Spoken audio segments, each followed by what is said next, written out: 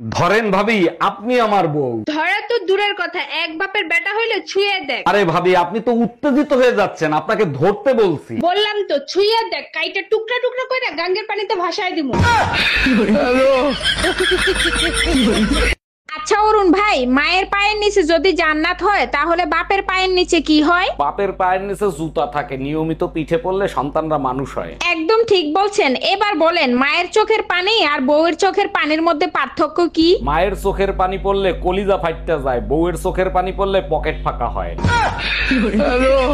ভাবি, এবার ইলেকশনে দাঁড়াইছি, আপনার মূল্যবান ভোটটা আমাকেই দিবেন। অরুণ ভাই, অবশ্যই আপনাকে দিব। তার আগে বলেন, আপনি আমাদের জন্য কি করবেন? আমি ওয়াদা করছি, আপনাদের সুখে দুঃখে সবসময় আপনারা আমাকে পাশে পাবেন। ভোট আপনাকেই দিব। মায়ের কসম কেটে বলেন, দুর্নীতি করবেন না। আরে ভাবি, এর জন্য কসম দেওয়ার কি আছে? আপনার ভোট আপনি দিবেন, যাকে খুশি তাকে দিবেন। এই তাড়াতাড়ি 1 কাপ চা বানায় দাও, মাথাটা প্রচন্ড ব্যথা করতেছে। আমারও গলা ব্যথা করতেছে। 2 কাপ বানাও, 1 কাপ তুমি খাও আর 1 কাপ আমারে দাও। আচ্ছা, এক কাজ করো, তুমি আমার মাথা টিপে দাও, আমি তোমার গলা টিপে দিই। গলা টিপা তো দূরের কথা, তুই শুইয়ে দেখ, তোরে মার্ডার কেসের আসামি বানাবো। Bye bye, tata. উকিল সাহেব, ট্রেনের দরজায় চাপা লেগে আমার আঙ্গুল কাইটে গেছে, রেলওয়ের নামে মামলা করব, মামলা লেখেন। মামলা করবেন, ঠিক আছে। রেলওয়ের কাছে কি দাবি করে মামলা করবেন সেটা বলেন। আমার আঙ্গুল কেটে গেছে, রেলওয়ে আমারে 20 লাখ টাকা জরিমানা দেবে। যদি প্রশ্ন করে আঙ্গুলের দাম 20 লাখ টাকা কিভাবে হয়, তখন আপনি কি বলবেন? তখন আমি বলবো, এই আঙ্গুলের ইশারায় আমি আমার স্বামীকে নাচাইতাম।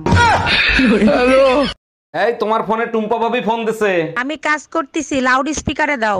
ভাবি, আমার বেডরুমের লাইটটা কেটে গেছে, আমি তো অন্ধকার ভয় পাই, ভাইরে যদি একটু পাঠায় দিতেন। অবশ্যই পাঠাই দিতাম, ও তো বাজারে গেছে ভাবি। এই গরমে বাজার করা যায়, তাই তাড়াতাড়ি চলে আসলাম।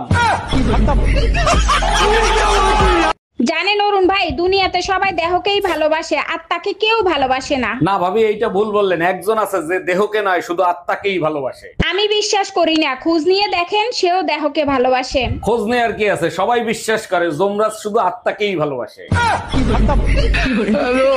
ডাক্তার দেখাইছো? কি বলছে ডাক্তার? ডাক্তার বলছে বউকে ভালোবাসতে, কিন্তু কার বউকে ভালোবাসতে বলছে সেইটা বলে নাই। যাটা দেখছো, যাটা দিয়ে শুধু গড়ে ঝাড়ু দেওয়া হয় না, আরো অনেক কিছু করা হয়। আরে জানি তো, মেয়েরা মেকআপ করার সময় মুখে ঝাড়ু দেয়।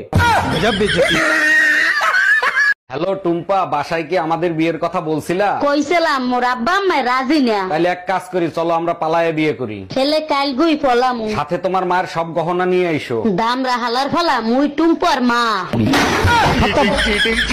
আচ্ছা ভাবি, আপনার শাশুড়ি আর ননদ যদি বাঘের সামনে পড়ে, তখন আপনি কি করবেন? অরুণ ভাই, এটা কোনো প্রশ্ন করলেন? অবশ্যই আমি এখান থেকে পালিয়ে যাব। এইটা কোনো কথা বললেন? শাশুড়ি আর ননদের বাঘের সামনে ফেলায় আসবেন, আপনার খারাপ লাগবে না? খারাপ লাগবে কেন? আমি তো জানি আমার শাশুড়ি আর ননদের চোপা শুনলে বাঘ হার্ট অ্যাটাক করে মারা যাবে। এই শুনো, পাশের বাড়ির ভাবি চাকরি করে, আমিও সিদ্ধান্ত নিছি, আমিও চাকরি করব। ভাবি তো শিক্ষিত, তাই চাকরি করে। তোমারে কি চেহারা দেখে চাকরি দেবে? আমিও তো শিক্ষিত, ভাবি কোন পর্যন্ত পড়ালেখা করছে সেইটা বলো আগে। ভাবি এমএ পর্যন্ত পড়ছে, তুমি কোন পর্যন্ত পড়ছো? শুধু এমএ পর্যন্ত পড়ছে, আমি তো A to Z পর্যন্ত পড়ছি। দুদিন পর পর হাতে মেহেন্দি লাগাও, কাহিনী কি? কাহিনী পরে শোনো, হাতে পানি লাগাতে পারবো না, থালা বাসন ধুয়ে ফেলো। স্বামীর উপর যে নির্যাতন করো, তোমার তো নরকেও জায়গা হবে না। হাতের মেহেন্দি লাল না হলে তোর জায়গা কোথায় হবে সেটা চিন্তা কর। हम इसका पति है, हमको सिर्फ फांसी का सजा चाहिए।